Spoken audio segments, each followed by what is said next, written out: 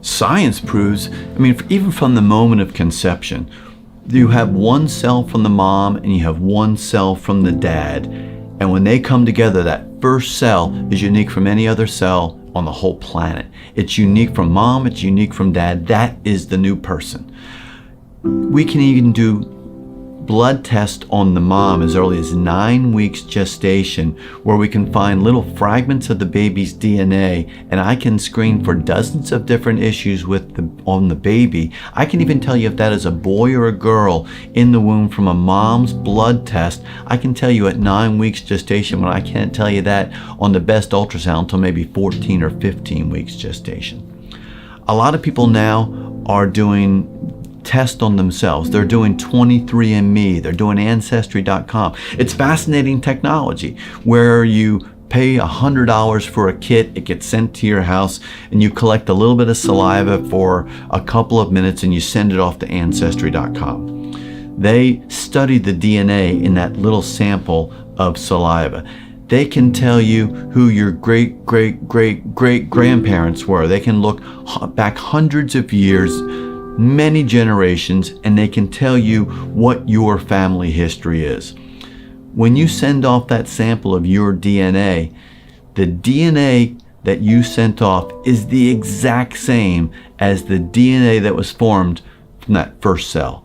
When that one cell was formed in your mother's womb, one cell from your mom, one cell from your dad, that was you. That's when your story started. Your story of your ancestry didn't start the moment you were delivered. There's nothing magic. When I deliver a baby, all of a sudden your story and your family history doesn't start right then. That story started at that moment of conception. Genetically, scientifically, that's when your story started. There was no story when it was just one egg and one sperm. The story started when they came together.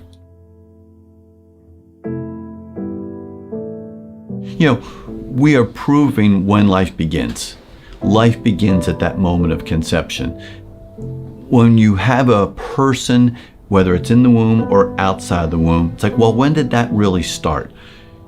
We can go to the delivery of a baby. Well, what about the day before? Was that a person? Well, yeah. Does it all of a sudden develop personhood when the baby is delivered? No. You go back to 20 weeks when we did that ultrasound. Was there anything magic about the ultrasound that gave personhood to that baby? No. Well, how about if we go back to 12 weeks when we could hear the heart beating with a little Doppler on the outside? Is that the moment of life? No. So you keep going back until there's a definitive moment as far as when did this person begin? And without a doubt, it begins at that moment of conception. When it comes to, are there reasons medically where a pregnancy could be threatening the life of a mom? Yeah, there are. Do we sometimes have to deliver a baby early? Sure. There are conditions like HELP syndrome, which is a variation of something called preeclampsia, where a mom will have real high blood pressures. It's affecting her whole body. It's affecting her liver. It's affecting her kidneys. She might be going into renal failure. And if the only cure is to deliver the baby. But delivering the baby doesn't mean killing the baby. I can deliver a baby with an emergency C-section. I can have the baby out in less than 60 seconds. And that baby can go to the intensive care nursery. So when somebody says, this mom is really sick, this pregnancy is affecting her life, we need to take the life of the baby. I can deliver that baby and have that baby cared for by the NICU doctors in less than a minute. So if we need to deliver, then let's deliver and let's give the baby the best opportunity in intensive care nursery.